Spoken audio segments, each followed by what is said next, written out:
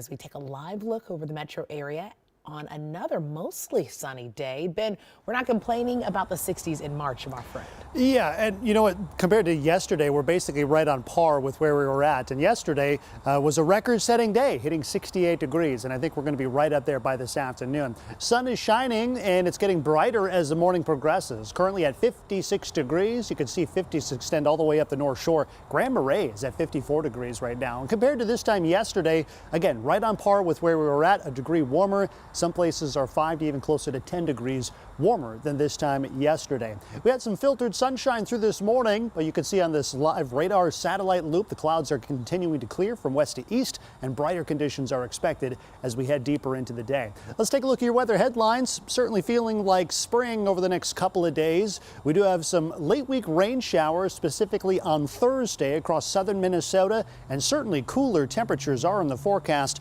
We'll talk about what could end up being a flip-flop month of March, and what that means to our forecasts coming up in a few minutes. Alexis. Ben, thank you.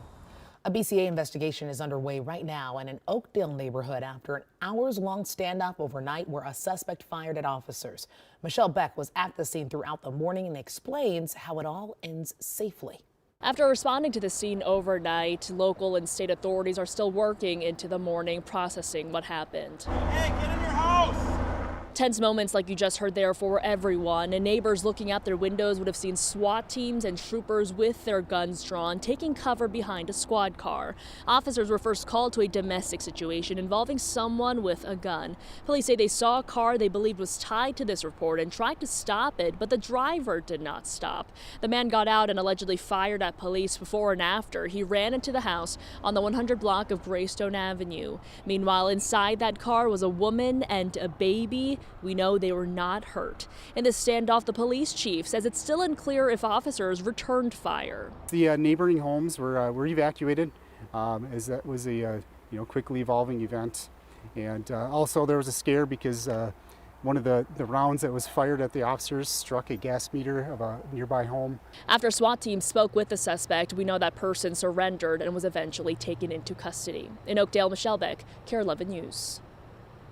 The two dogs are safe today thanks to the quick action of a Washington County sergeant and a new tool he had been trained to use just days earlier.